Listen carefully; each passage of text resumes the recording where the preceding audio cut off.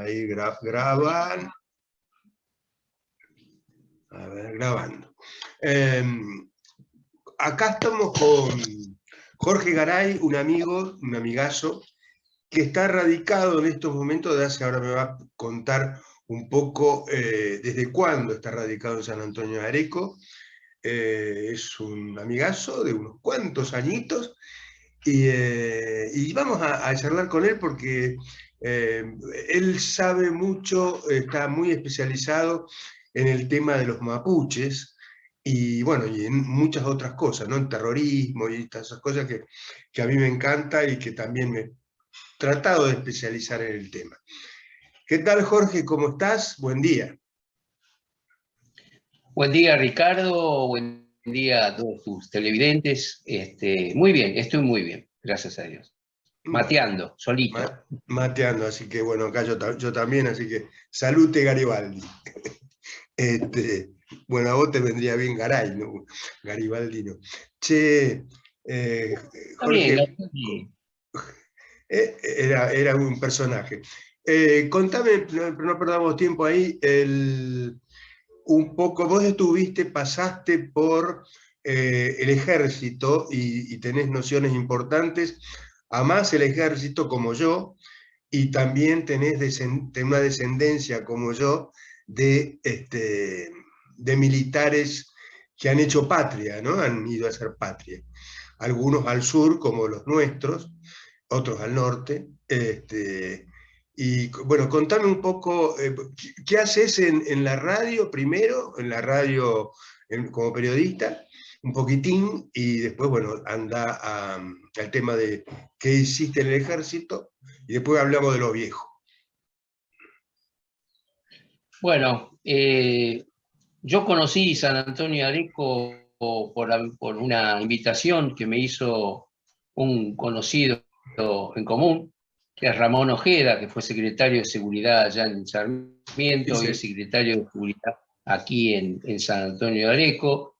Y justamente Ramón fue jefe mío de sección en una unidad en Campo de Mayo, hace muchos años ya. Éramos muy jóvenes en esa época ambos.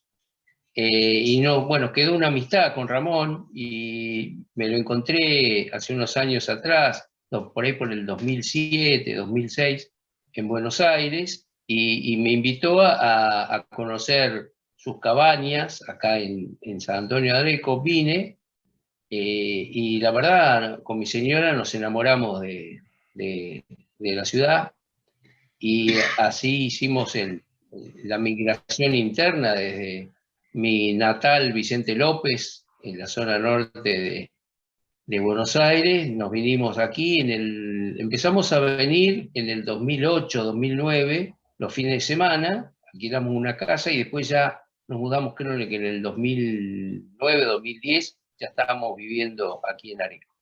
Aquí compramos en una sociedad con Ramón y otras personas, compramos el Tokio y empezamos a trabajar en la parte de gastronomía y de turismo en el Tokio.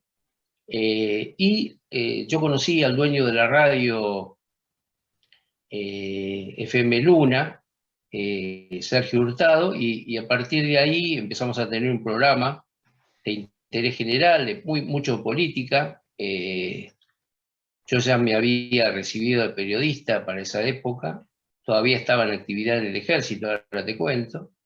Y bueno, empezamos a hacer, y ahí conocí, entre el boliche, el Tokio y la radio, empecé a conocer mucha gente de aquí, de Sarmiento, de San Andrés de Giles, y me fui aquerenciando, y hoy es muy difícil que me saquen de estos pagos, ¿no? Yo estoy cada vez más feliz de vivir aquí, en un pueblo seguro, tranquilo, lindo ya pueblo, linda sos un gente, igual arequero que más. también.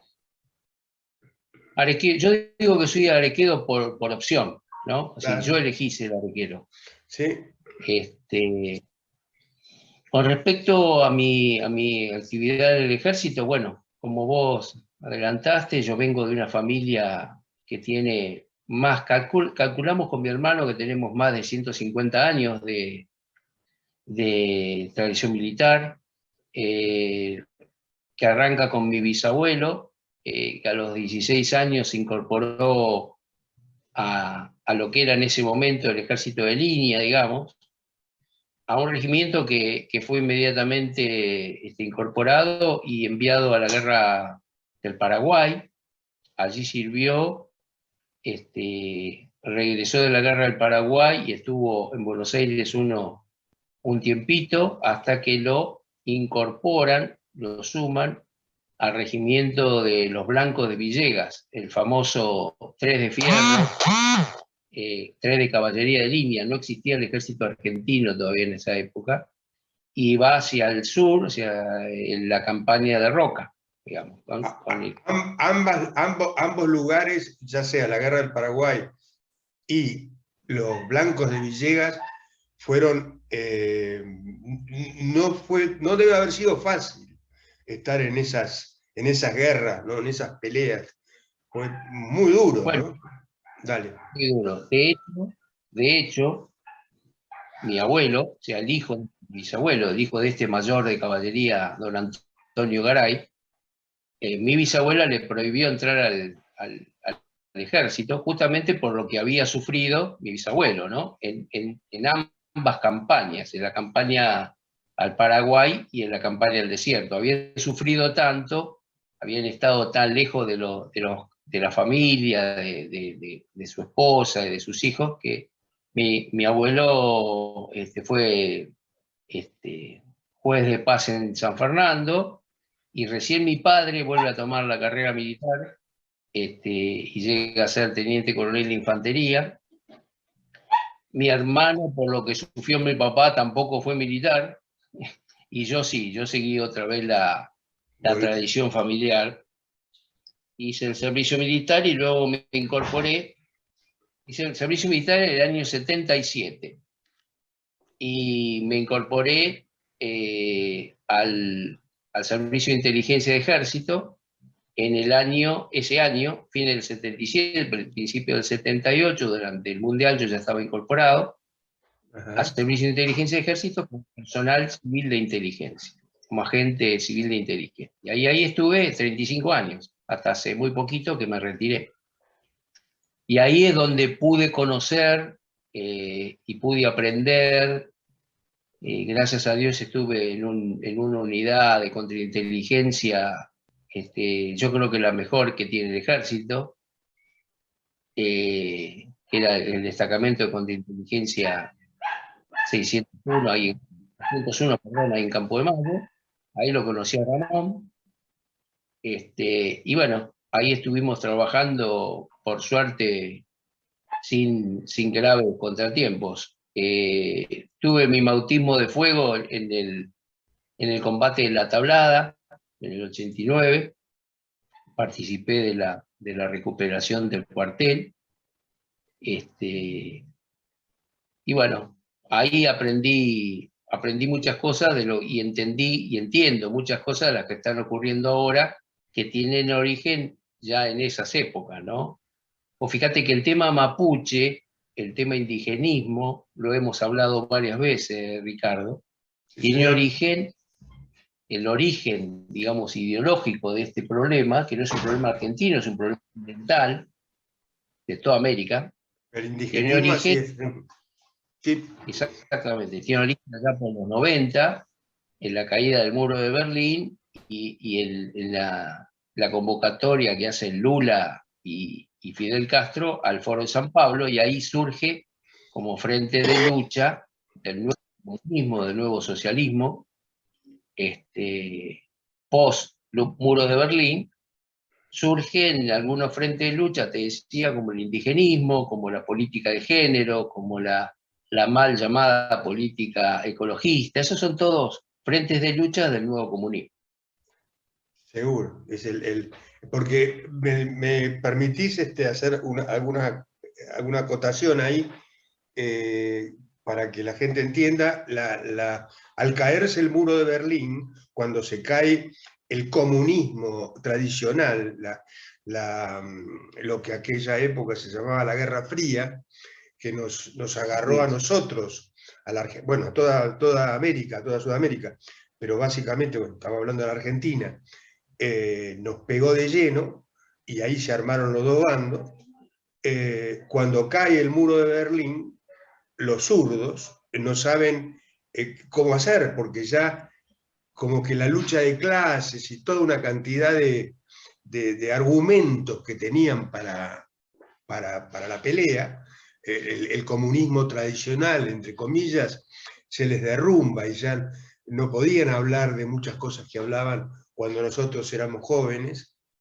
Y entonces ahí surge, como decís vos bien, el Foro de San Pablo, que es una convocatoria de Castro con Lula bueno, y varios otros, y empiezan a crear, a inventar otra forma de pelea contra Occidente y contra la forma de vida de Occidente, que es lo que nos está golpeando de esta manera. Ellos se organizan, se reúnen, la primera fue en el Foro de San Pablo, por eso le queda el nombre, pero después lo van haciendo, lo van rotando esas reuniones, y ahí van organizando cuáles son los focos de conflicto y cuáles ideas y cuáles ideologías tienen que empuñar contra Occidente, contra nuestra forma, contra nuestra tradición, contra nuestro ejército, contra la forma de vida que nosotros tenemos, contra incluso hasta la bandera, la escarapela, y van de a poco, van sacando o van golpeando cada una de esas cosas, y se le suman varios frentes. Por ejemplo, el feminismo, como decís vos, hay varias, el idioma, el coso de género, el idioma de género, no sé cómo le llaman. Claro, el ecologismo. El ecologismo. Falso. Un falso ecologismo en contra de las industrias, en contra de las mineras, en contra de los desmontes, porque pelean contra el desmonte como si fuera el cuco, pero hay una forma de desmonte que es perfectamente adaptable, ¿no? Que se hace en todo el mundo. O sea, cuando surge la pelea que casi vamos a la guerra con Uruguay por la famosa pastera, los tipos hacen forestación, y hay toda una clasificación y una forma de trabajar con el desmonte, con forestación, desmonte, con forestación.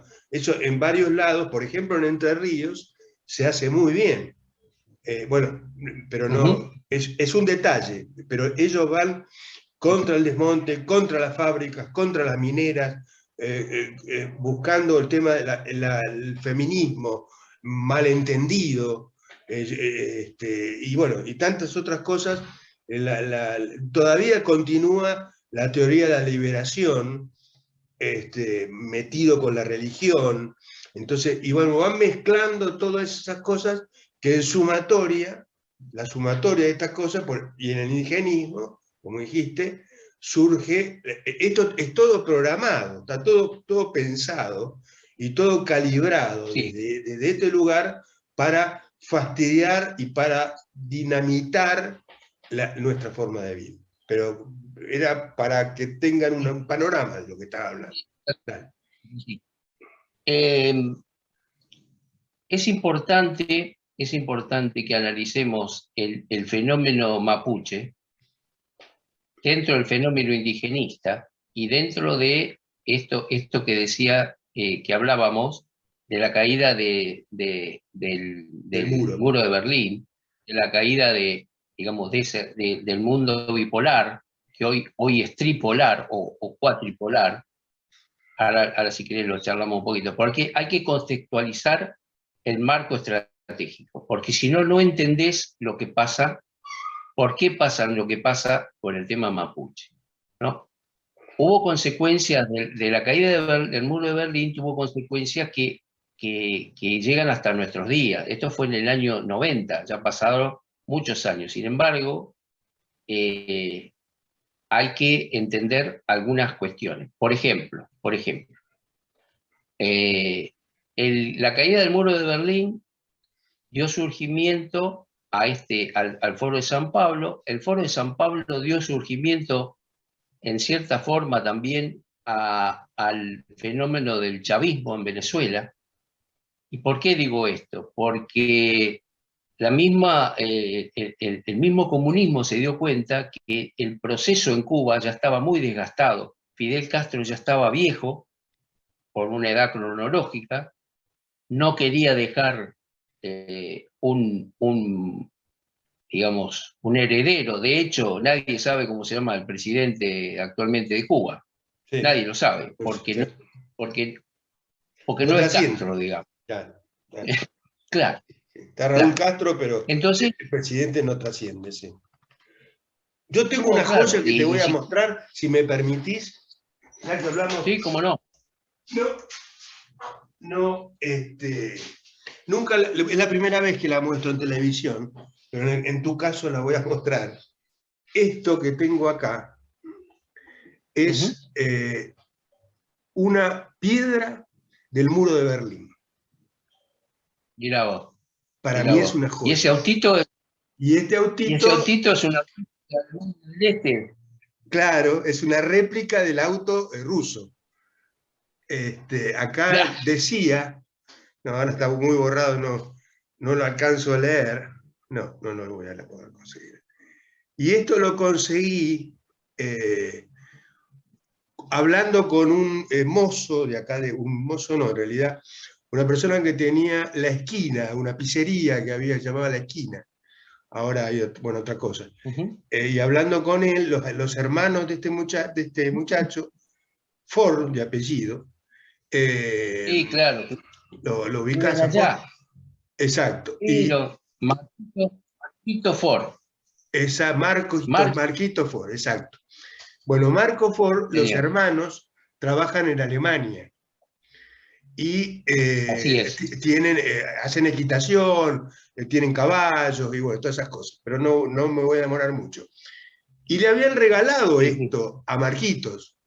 Y charlando, no sé cómo, yo charlaba mucho con él, me dice que tenía esto.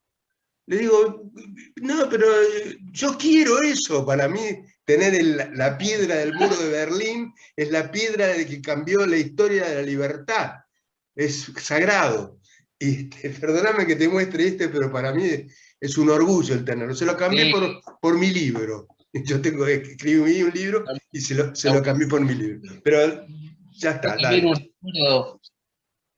yo tengo también un recuerdo de la Guerra Fría, que es un teleobjetivo de una cámara rusa que marca Zenit, que en un momento entraron a la Argentina, allá por los 90 justamente, y tengo un teleobjetivo de una reflex, cámara reflex de 35 milímetros, que dice URSS, o sea, fabricada en la Unión de Repúblicas Socialistas Soviéticas. Claro. La tengo como preciado tesoro de lo que fue la Dale. Unión Soviética. Bueno, Perdona que te entro. Dale. es importante que nosotros, digamos, conozcamos el marco estratégico de estos movimientos. O fíjate que el indigenismo en América Latina siempre estuvo vinculado a guerrillas. Te puedo nombrar, por ejemplo, el fenómeno de Chiapas, con el subcomandante Marcos, empezó como un grupo, con un grupo indigenista. Te puedo hablar de la FARC en Colombia, que también empezaron con el mismo Cuento, origen. origen, claro. Sendero Luminoso en Perú, que si bien tuvo un origen, digamos, o sea, el origen de Sendero Luminoso Sendero Luminoso es el Partido Comunista de Perú, pero se desarrolló digamos, en Se, ámbitos indígenas del se Perú. desprende del movimiento indígena que es importantísimo allá, el indigenismo. Y los mapuches en Chile y en Argentina, es muy interesante el desarrollo de la resistencia mapuche en Chile, cuándo arranca, porque realmente lleva muchos años. Los mapuches en Chile vienen resistiendo al gobierno chileno, particularmente como consecuencia del final de la Guerra del Pacífico, que gana Chile contra Perú. Cuando vuelve el ejército chileno a territorio chileno, después de haber sido victorioso en la guerra contra el Perú, tienen un problema el gobierno chileno que tienen todos los ejércitos del mundo. Es decir, cuando el ejército, después de una campaña en el exterior, vuelve al país, hay que darle tarea, hay que darle trabajo, y no es muy fácil, porque son muchos, son todos veteranos. Entonces el gobierno chileno, yo creo que inteligentemente, le dice, bueno, conquisten el resto del país al sur del río Biobío. Cuando vinieron los españoles, colonizaron, digamos, hasta el río Biobío. Después del río Biobío no, porque era un problema logístico para ellos, eran todos islotes, mucho frío, clima destemplado, y no había realmente nada interesante para conquistar, ¿no? Entonces llegaron hasta el Biobío y frenaron ahí. Más o menos tengo entendido, no recuerdo bien, pero para que tengan ustedes una idea, el río Biobío debe estar más o menos a la altura de Bariloche, ¿no? Sí. Del lado chileno, supongo. Del otro lado del río Biobío había tribus mapuches, ancestrales. Esas sí son ancestrales. ¿Qué pasó? Cuando le dieron la orden al ejército chileno de invadir, cruzar la frontera del río Biobío y ocupar territorio, los mapuches se resistieron militarmente. Al principio no, pero se dieron cuenta que les iban a robar las tierras, porque eso fue lo que pasó. No solamente ocuparon el territorio, el ejército, sino que la política de colonización, digamos, del gobierno de esas tierras, del gobierno chileno de esa época, fue traer inmigrantes europeos y les regalaban las tierras, los famosos fundos, ¿no? Claro. Que eran una especie de chacras, con la idea de que se aceptaran estos colonos, que muchos de ellos eran alemanes, austríacos. Por eso la colonia que hay en el sur de Chile de origen alemán.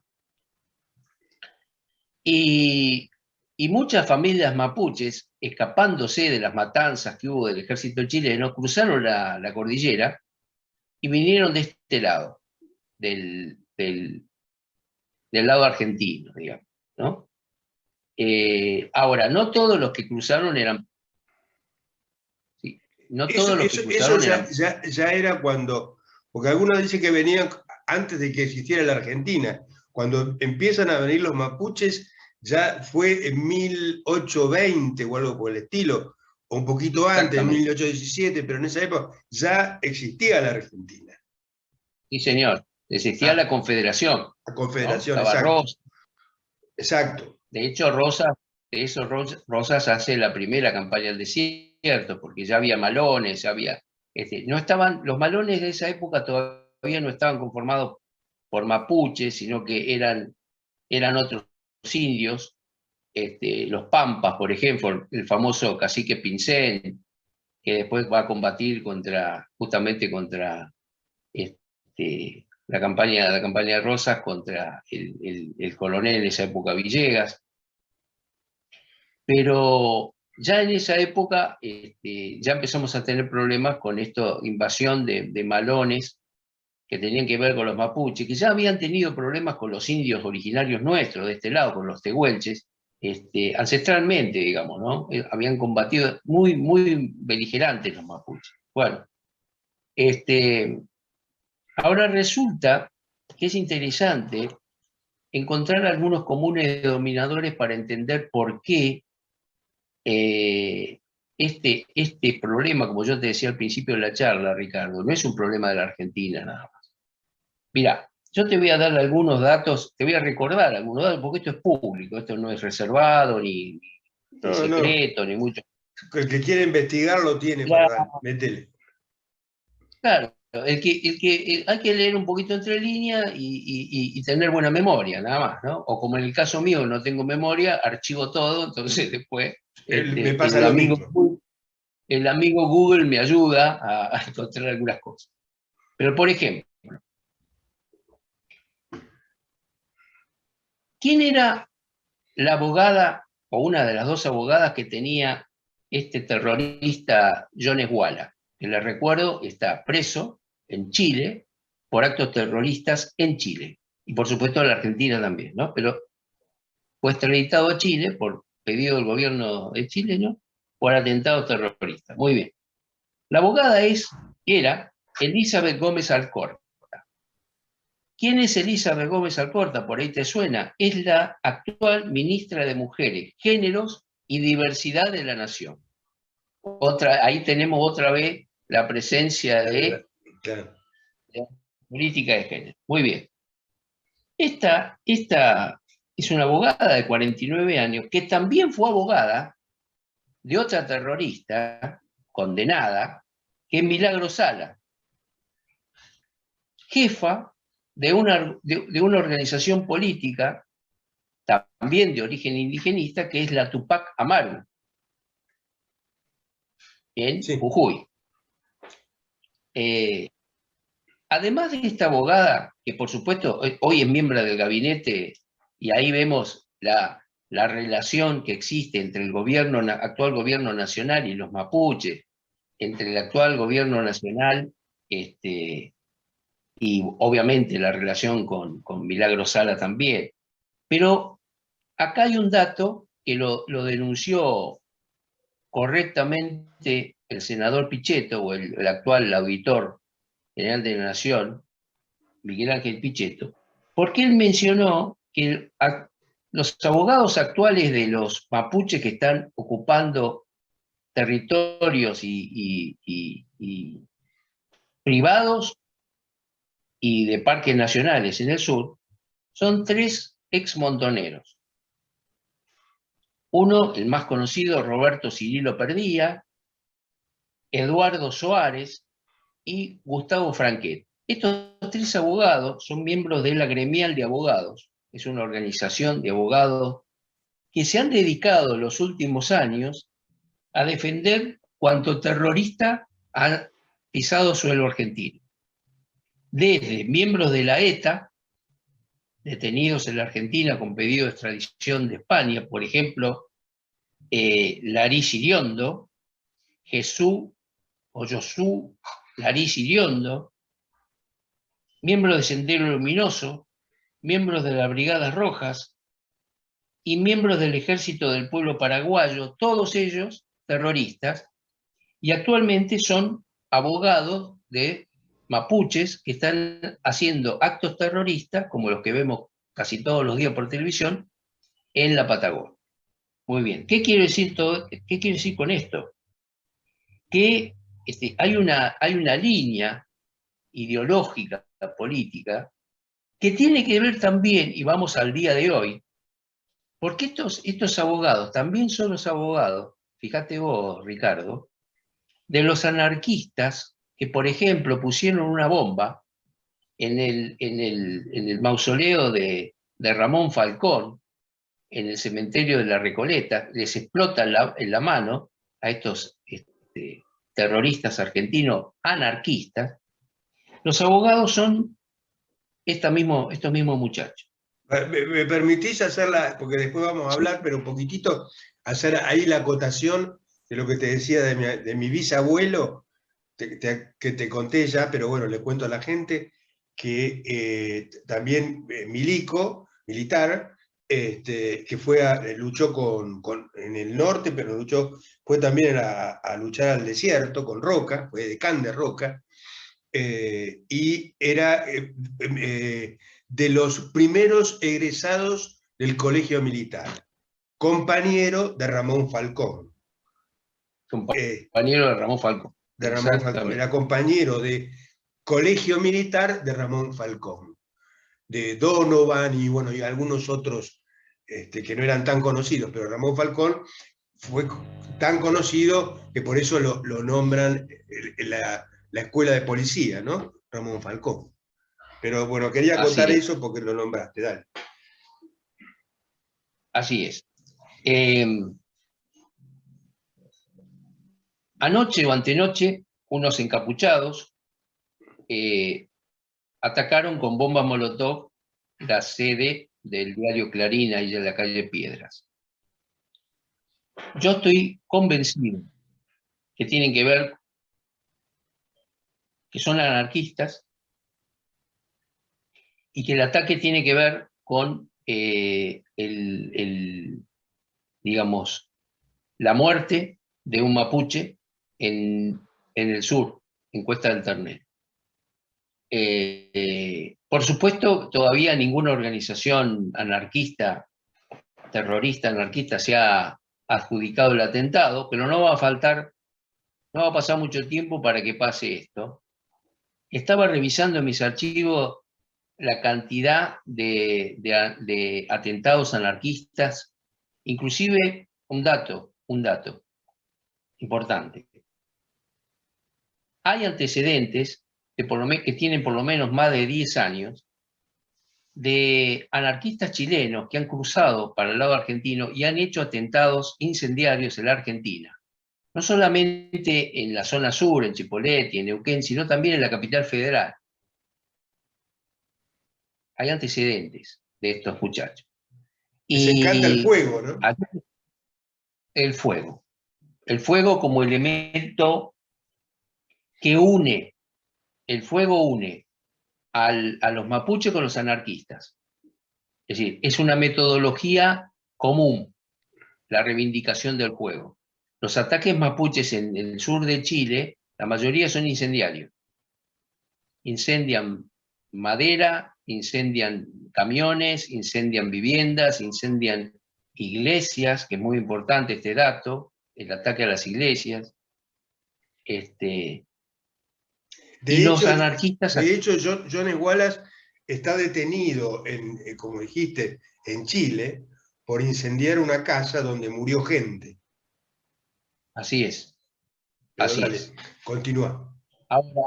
Ahora yo noto una falta de, yendo ya a la responsabilidad del Estado, ¿no?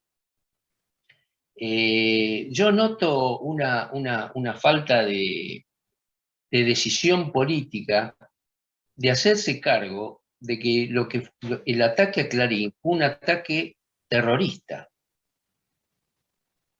Sin duda. El fiscal, sin duda, el fiscal la fiscal y el juez han caraturado el hecho como intimidación pública.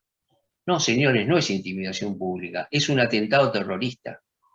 Y si no le prestamos atención, y si no actuamos en consecuencia, se va a repetir.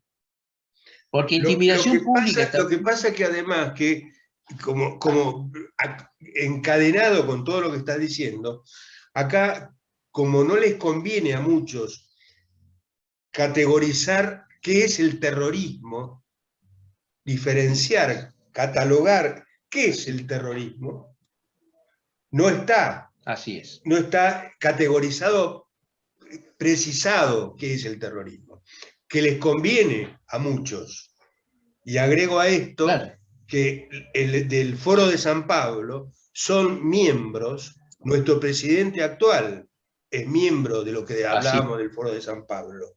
Emilio Pérsico, el famoso Emilio Pérsico, que tiene un poderío no sé cómo se llama, de los como es, de lo que toman las calles y todo eso, no me acuerdo ahora cómo es, de Luis Petri, que también está dentro del Foro de San Pablo. Bueno, toda esa gente no le conviene esclarecer ese tipo de cosas que quedan en nebulosa, y como bien decís, entonces pasa esto y pueden catalogar como quieran. Fueron 9 tipos que tiraron bombas molotov contra un edificio. En este caso, sí, nada menos que un diario, ¿verdad? Claro. Intimidación pública. Intimidación pública, que yo me pare también en la 9 de julio y diga, insulte al presidente, claro, públicamente. Sí, sí, o decirle, le voy a romper la cara, claro. Claro. Pero ya un atentado con explosivo, que es una bomba molotov, es un explosivo. En la Segunda Guerra Mundial se utilizaban para frenar a los tanques, para que tengan una idea de qué explosivo estamos hablando. Entonces yo lo que veo yo lo que veo es, primero, una falta total de decisión política de enfrentar el problema y tomar el todo por las astas. Coincido con vos que es una cuestión de interés político o ideológico, por lo que no lo hacen, digamos. Implica un alto grado de complicidad del gobierno nacional con el tema mapuche. Máxime, si estamos diciendo que la abogada de John Esguala es la actual ministra de Política de Género, digamos, ¿no? Ahí hay una vinculación más que clara. También es interesante ver cuál es la postura del ministro de Seguridad de la Nación, Aníbal Fernández, que, digamos, se saca el problema de encima y hace responsable a las policías provinciales. Prácticamente es su modus operandi. En Rosario hizo lo mismo con el tema de los ataques narcos. Claro.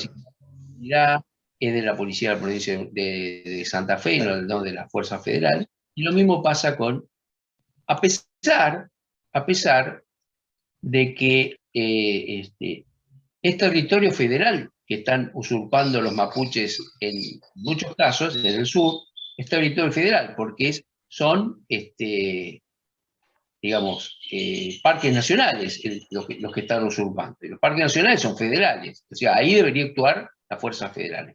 Muy bien. Perdóname, ahora una acotación.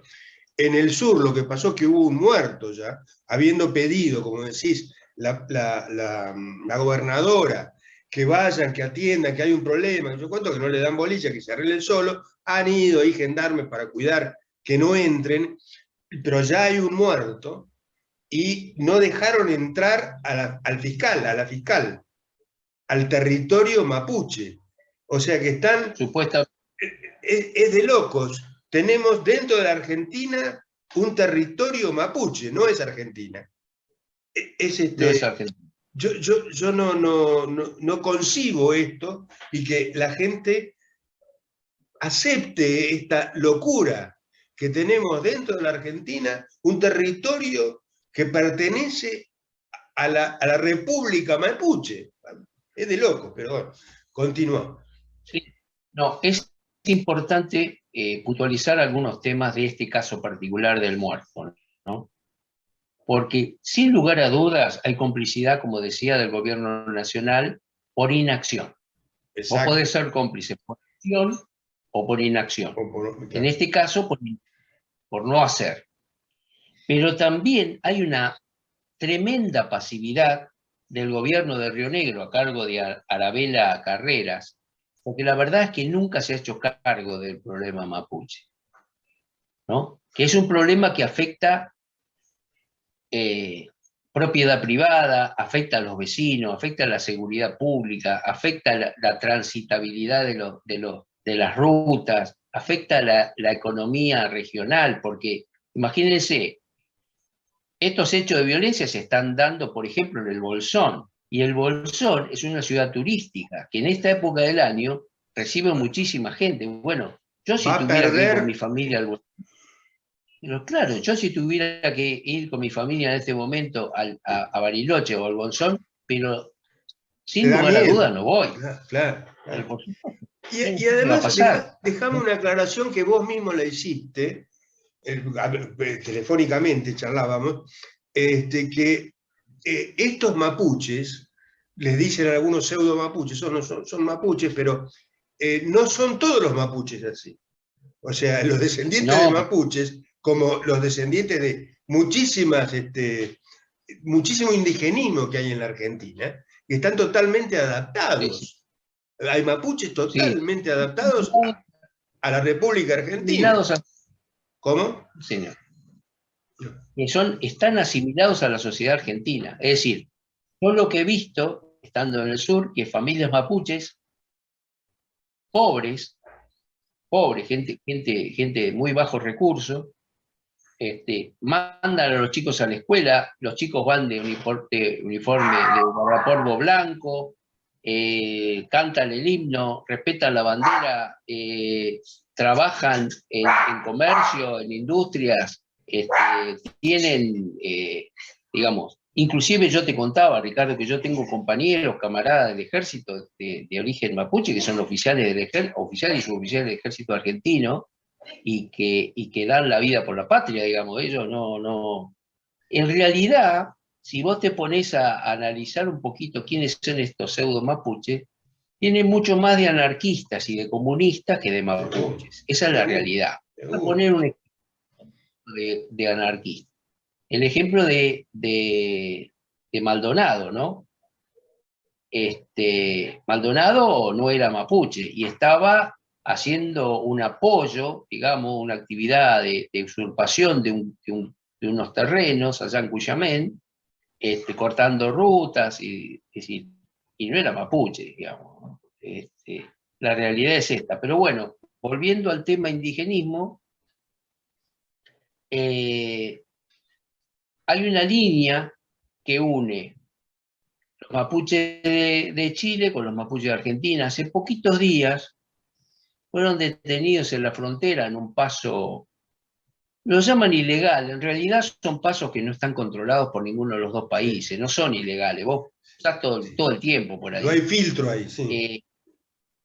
Y además no está prohibido, al no estar prohibido no es ilegal. Es decir, llamar un paso ilegal, está mal si no está prohibido, y no está prohibido. Es decir, no dice un cartel, prohibido pasar República Argentina, o prohibido pasar República Chile. Los vecinos del lugar lo utilizan permanentemente. Bueno, detuvieron a 3 chilenos con armamento y municiones. Es decir, son señales de alerta que las autoridades nacionales y las autoridades de Chile y de Argentina tienen que estar muy alertas, porque evidentemente ahí hay un foco, como dicen algunos pocos políticos, hay un foco de terrorismo ahí, que del lado chileno es mucho más evidente, porque ya ha habido más muertos y ha habido más atentados, pero va a pasar de este lado también, va a pasar de este lado también. Así que bueno, ese es un poco el marco, digamos, estratégico de lo que está pasando con los mapuches, y la experiencia indica, la experiencia, digamos, del contraterrorismo o del antiterrorismo, indica que los atentados terroristas inmediatamente se trasladan a la ciudad de Buenos Aires o a la ciudad de Santiago de Chile. ¿Por qué? Por la visibilidad internacional. No es lo mismo prender fuego al Club Andino en Bariloche que prender fuego la Casa de Río Negro, o la Casa del Chubut, o la Casa de Neuquén en la capital federal. Entonces, ya ha ocurrido eso, y es muy probable que ocurra nuevamente en este marco donde el Estado está ausente del problema. Y no solamente está ausente, es cómplice del problema, es parte del problema. Sí, señor. Bueno, el atentado ahora a Clarín es un atentado que un diario como Clarín, que es el mayor tira de América, o de Latinoamérica, es algo que va a repercutir en el mundo, como estás diciendo. Ya está repercutiendo, exactamente. Claro. Y sí, nada menos que... Claro, claro. Argentina es un país que está nuevamente, lamentablemente, abierta a la presencia del narcoterrorismo, por ejemplo. Algunos expertos internacionales en terrorismo están diciendo que, así como los Sendero Luminoso en Perú o la FARC en Colombia se financiaron con el narcotráfico, esta famosa República Mapuche que quieren hacer, que está en el sur de la Argentina, en un lugar donde la presencia del Estado es muy débil, la presencia de controles es muy débil, bueno, lo estamos viendo con las usurpaciones de terreno. Eso da pie con el otro día perdóname, pero que lo sacaron unos gauchos. Lo sacaron a patadas a Lonjazo, ¿viste? Dentro del pueblo, ¿no? Se enojaron los gauchos que Bueno, estaban preparados para ir a Jesús María, qué sé yo, y los sacaron corriendo, pero dale.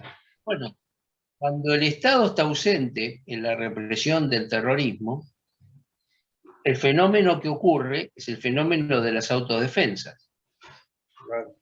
Es decir, la sociedad se organiza para defenderse del terrorismo por afuera del Estado. Eso es muy peligroso.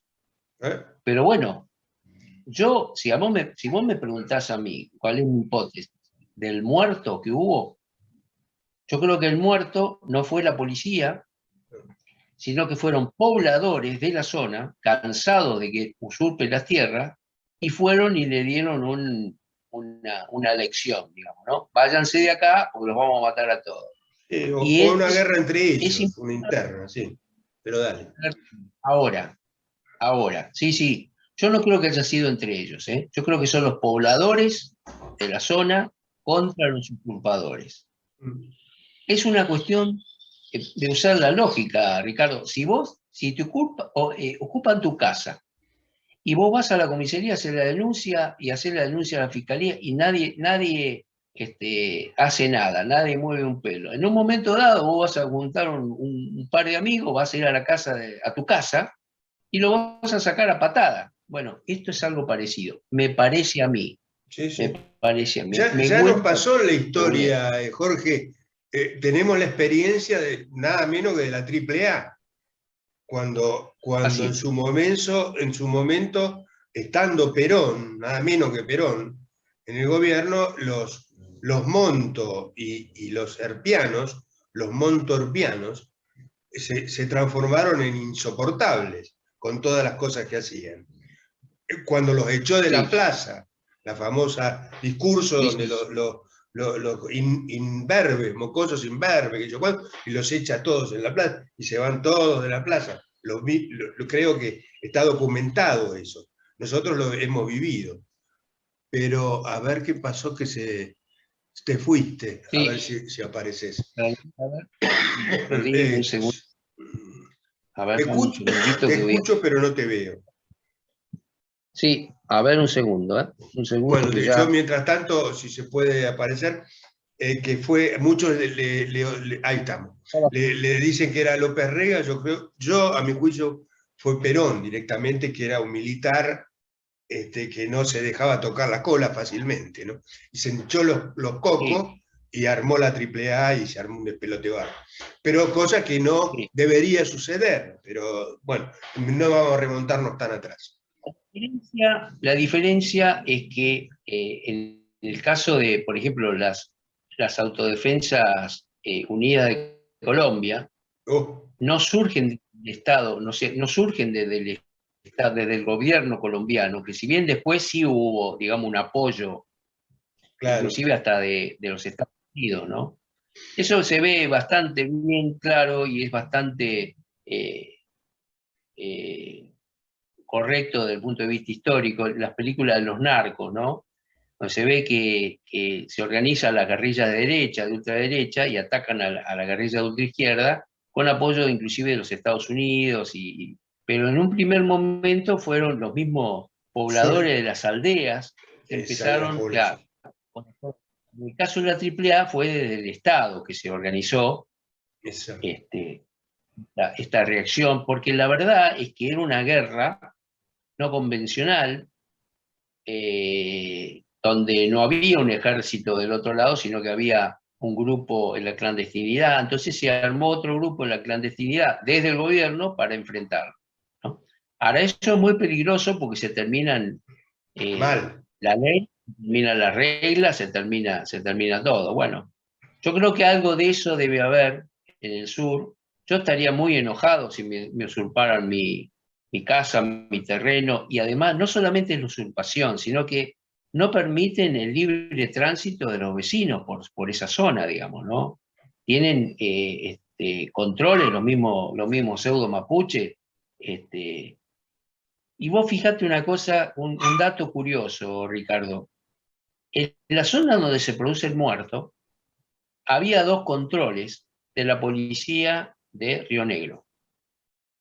2 controles, ¿no? O sea, vos para ingresar a la zona usurpada tenías que pasar por 2 controles de policía.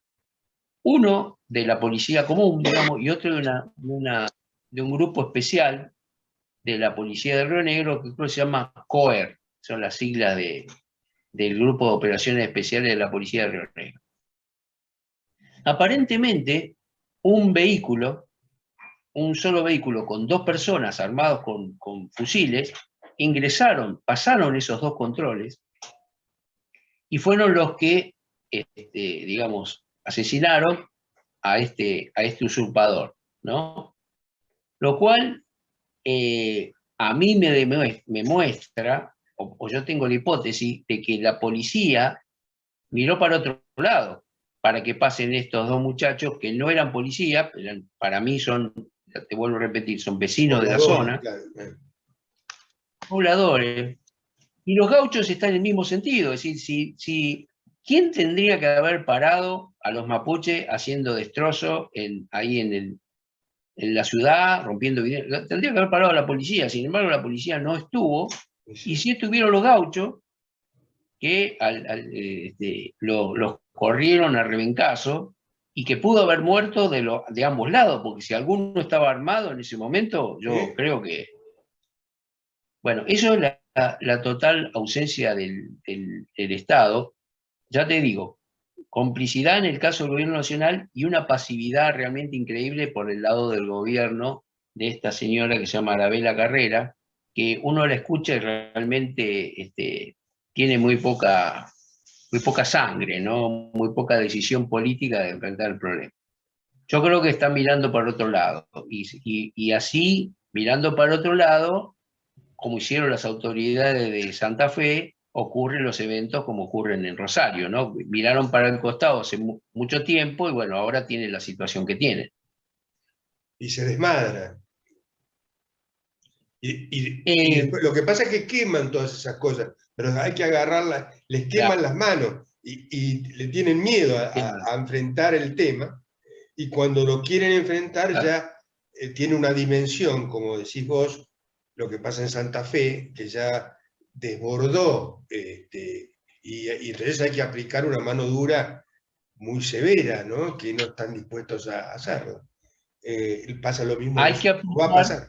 Sí.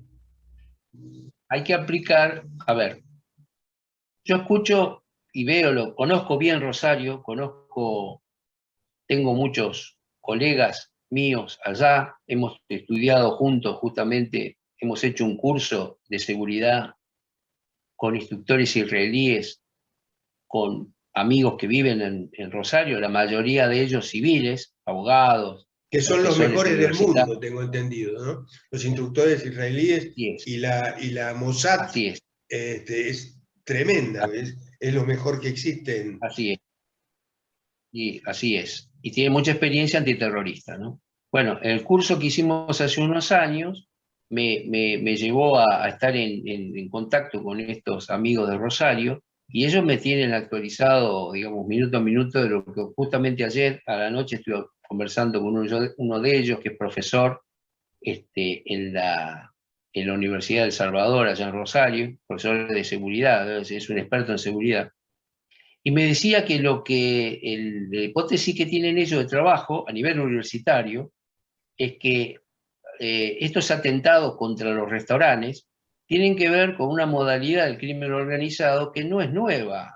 Lo hacían los mafiosos italianos en Nueva York hace muchos años atrás, y lo hacen, el cartel de Sinaloa lo hace en todo México. Es decir, los tipos te visitan a un restaurante, a una empresa, a un bingo, a lo que fuese, y te dicen, bueno, tenés que pagar un seguro para que nosotros no te prendamos fuego el local, no te matemos a vos, no te secuestremos a vos. Y ya te están dando estos casos en Rosario. Y algunos me parecido a lo hablaron que pasa en la mafia china, según dicen. Igual.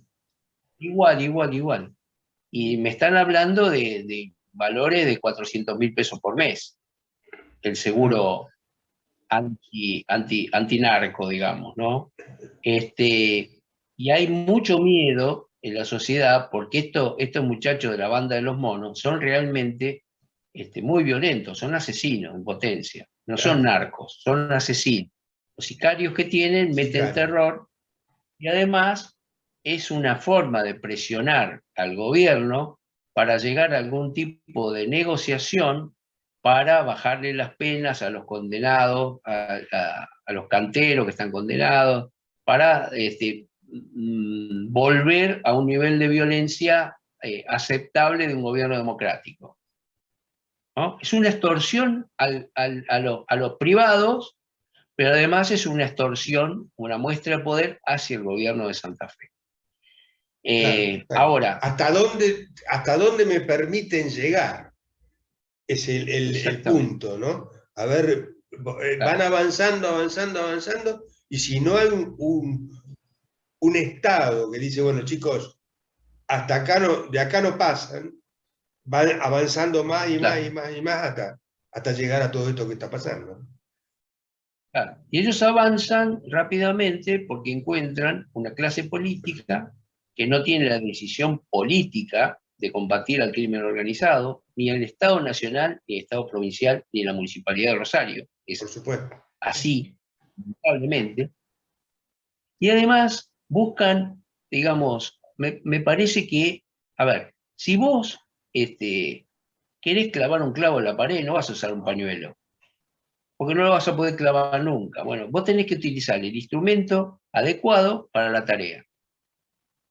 El instrumento adecuado aquí en la Argentina y en cualquier parte del mundo para combatir al crimen organizado, ya sea terrorismo, ya sea narcotráfico,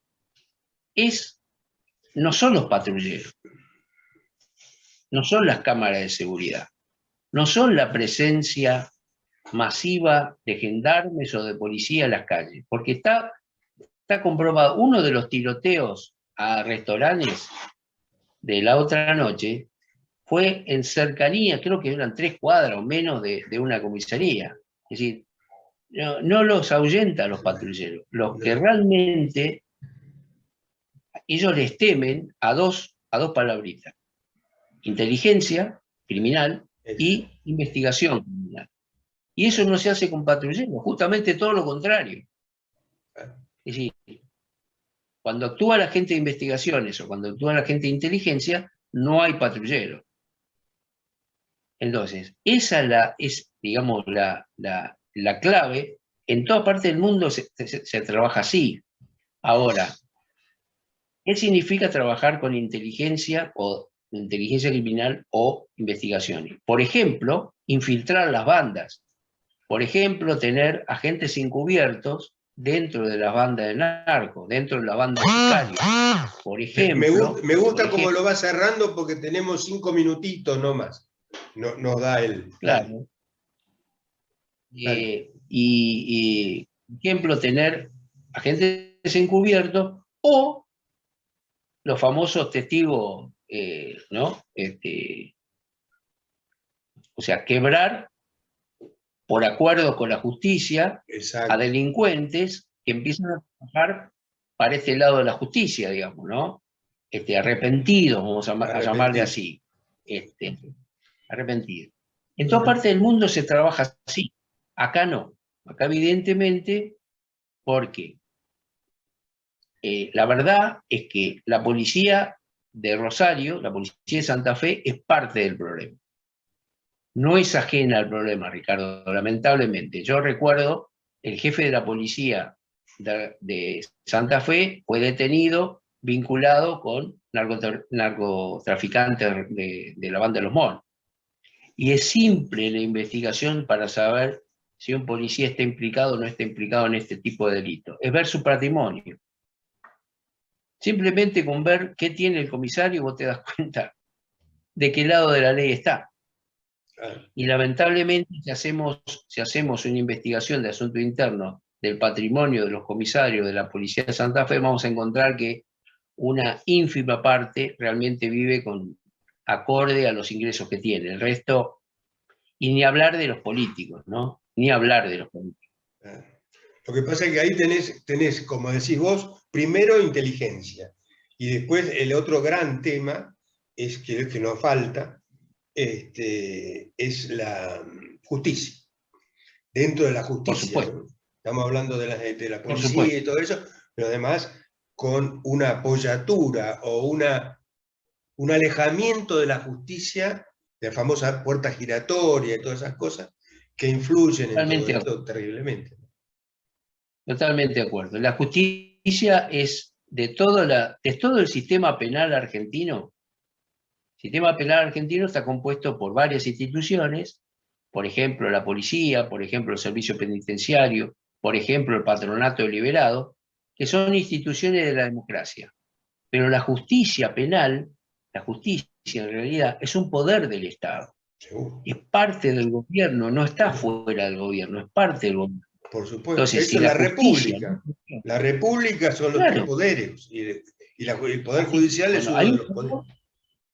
hay un poder que no funciona, que es la justicia, y que no funciona porque tenemos un sistema donde la justicia está politizada, totalmente politizada, es decir, los jueces fallan en función de sus, digamos, patrones políticos, vamos a llamarlo así. El juez Ollarvide, por ejemplo, fue un Oh, claro caso de esto.